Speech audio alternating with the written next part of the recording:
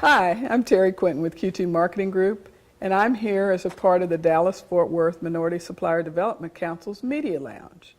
This afternoon, we are interviewing Mr. James Mining, who is the chairman of the board of directors. So James, besides being chair, could you just tell us a little bit about what you do at Encore? Sure.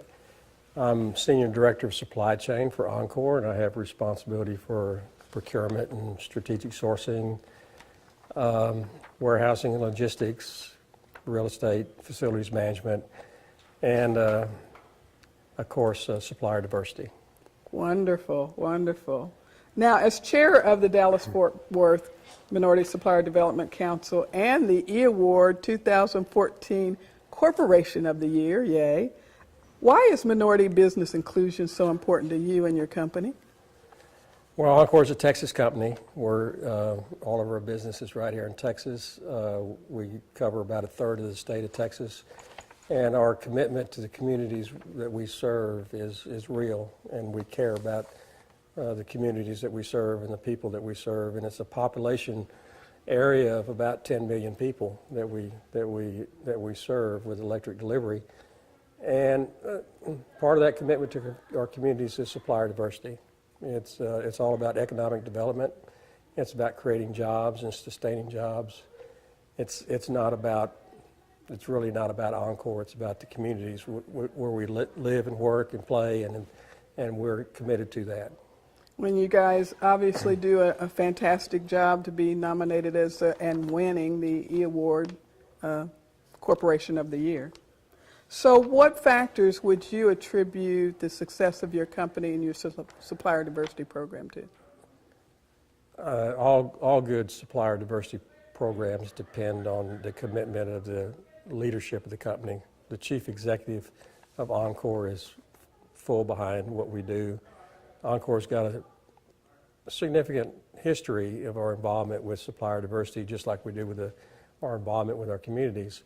You have to have the leadership at the top. Grace Hastings is our supplier diversity professional. She does a wonderful job. But the reality is a supplier diversity professional or even a small supplier diversity staff is not going to be successful by themselves. You have to have, and we work very hard and cast this wide net for all of our employees to be involved. Every employee that's involved in a buying decision or buying a product and service is aware of our commitment to supplier diversity, and it makes a difference. All of our employees have that awareness, and we recognize and celebrate their involvement and their contribution on a regular basis. So I understand, heard recently 3,500 employees that are all involved in supplier diversity and a supplier diversity program in some way. So it is a culture of Encore. So how did you actually help create that culture? Well, it doesn't happen overnight. Encore's been, Encore and our predecessor companies have been in business over 100 years. Of course, supplier diversity is within the last 40 or 50 years we've become more aware of that and have grown that, and we've been very active, I would say, for the last 20 years. Even more so recently, I guess, with my involvement. I think I told you this once before, that one of my mentors told me that, James, this doesn't happen by itself. If it's going to happen, you have to make it happen. And I thought about that quite a bit, and I realized that that's true. And so I and my group, my organization, work very hard to promote it and to communicate that throughout our company. And we have 3,500 employees, and I like to say that our goals and our objectives is all 3,500 employees are aware of this. And I would say that there's a large number of those people that are involved in this, because we have a lot of people that need goods and services, and they make buying decisions, or they're part of that decision process, and they're aware and value supplier diversity. Wonderful. So if you could give advice to some of those corporate members who are part of this council or who are not part of this council about what they would need to do to improve their supplier diversity program or get engaged in supplier diversity, what one good piece of advice would you give them? Well, I think when I see some companies that struggle a little bit, we've got a lot of good corporations that are involved with the Dallas-Fort Worth Minority Supplier Development Council. But the reality is, it's just like any other organization. Some are very, very involved, some are very, very committed, and some are just members, right? And to have a really, truly successful program, again, you have to grow that understanding and that awareness throughout the organization.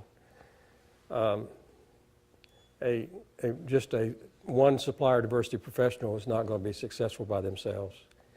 And it really takes a commitment from the top. And it really takes, I think at Encore, for example, you said it's part of our culture. I think that's true. It's something it's who we are now. It's not a new program. It's not a new thing. It's just part of our business process. Sure. And it takes a lot of work and a lot of time to get that ingrained into your culture and into your business processes. And I think if you talk to any of our buyers, or beyond that, any of our folks, any of our employees, and ask them a question about supplier diversity, they're going to know. They're going to know. And that takes a lot of work and a lot of communication, and it takes a commitment throughout the organization, and it's led from the top down, really. Wonderful. Now, you're the chair of the board of directors for the Dallas-Fort Worth Minority Supplier Development Council, a mouthful. What would you like to see happening as the chair with the board of directors, with the council in general? What new or different things would you like to see the council doing? Well, we're already doing some things that are new and different. We've changed some of our structure around our board meetings. We've allowed more time for conversation versus reporting. We have scheduled some of our board meetings in conjunction with our quarterly buyers luncheon to encourage more involvement and more interaction between the board of directors and the buyers. I have an interest in growing and sustaining the membership of this council and the National Council as well. So we have an initiative this summer that we're utilizing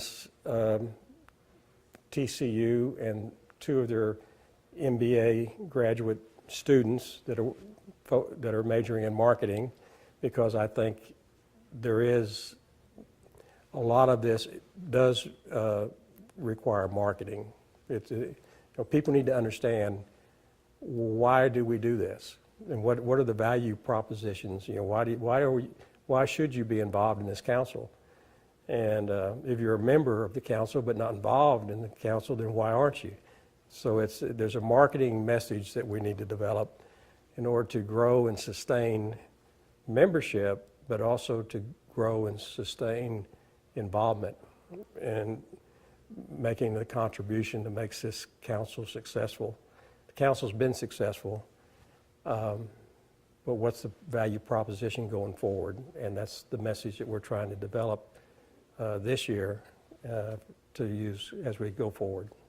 And I'd say congratulations and kudos to you and to Encore for stepping up and suggesting and implementing this utilization of interns, because this is a wonderful concept and a good way to help us improve the council. Even though we were Council of the Year, we want to be Council of the Year again and again and again. So let me change the subject just a little bit and say, from an MBE standpoint, the many suppliers that are out there that want to do business with you and other corporations around the network, what one piece of advice could you give an MBE in terms of what they need to do in order to be ready to do business with you? Well, I think it's important that the MBE, regardless of who they want to do business with, MBEs need to go to school a little bit about their potential, the company that they're seeking to do business with. They need to understand what is it that company does and what are they looking for. so they need to study their market. Right. And so when they get the opportunity, or they, first of all, networking through this council creates those opportunities where you get the opportunity to meet somebody and shake their hand. But it would also be really good if they met somebody and shook their hand and say, I know what you do, I'm very interested in what you do, and I'd like to talk to you about what I do. And because there are a lot of times when I'm in a networking event or a council event, and they'll come up to me and say, now who is Encore and what do you do? And I'd kind of like to do business with you. Well, it'd be good if they really study who they want to do and know something about them and say, I know exactly what you do, and I'm very interested in what you do, and let me tell you what I can do. And they have to bring a value proposition. And we're all, those folks, not just Encore, but other corporations that are involved in council activities, are very interested in helping mentor and develop and grow good minority businesses that have good, strong potential, and they've got good talent. But they need to be prepared. And the more they get involved and more they take advantage of those opportunities to meet somebody, and it's selling and it's marketing, right? Yes, so it you have to market yourself. But if you get an opportunity to shake somebody's hand in the elevator, or if you're looking to you see their name tag, study and find out who they are and know something about them, and then go from there. Great advice, great advice. So one last question then. The council has been actively engaged in doing and looking at what we are calling strategic imperatives, and we have about 5 of them that we are actually spending time as a board and as council and staff to take some actions toward. Do you want to say anything about what's going on with some of the strategic imperatives? Well, the strategic imperatives, I have to compliment the board over the last couple of years, and my predecessor Keith Conley, who was a chairman last year, and John Lozano and others that did the work on developing the strategic imperatives. And I think it was a wonderful effort that developed those key areas where the council needed to focus. And one of the strategic imperatives that I was involved in was the council infrastructure. Do we have the right tools and the right equipment to do the job? And one of the results of that effort was that the council did buy some software to help, and it was software developed by a minority business, by the way, but it was software to help the council manage their events where they have roundtable discussions or one-on-one discussions, help manage an event like Access, for example. How do you manage all that rather than just managing it manually with a tablet and a pencil, but how do you use software to help you manage all that? And so we did buy that.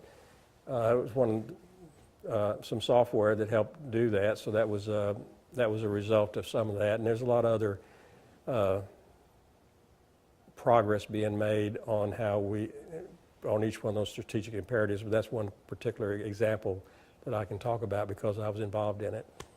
Terrific. Is there anything else you'd like the audience to know about you or Encore or what's going on as the chairman of the board? Well, sure. Well, it's a privilege and it's an honor to be chairman of the board, and I really didn't, and I was a little surprised when I was asked to do that. But Encore, it's a privilege and an honor for Encore to be part of this council, and we were honored to be recognized as Corporation of the Year. And I have to admit that it was a surprise and honor. This is something that we feel pretty passionate about, and like Margot and her staff and the board of directors, they'd like to be, Council of the Year again. Well, we're going to work hard to be corporation here again. I'm not anticipating that, but I mean, we work at it, right? But that, you know, we don't do that really. We don't do that for the rewards necessarily.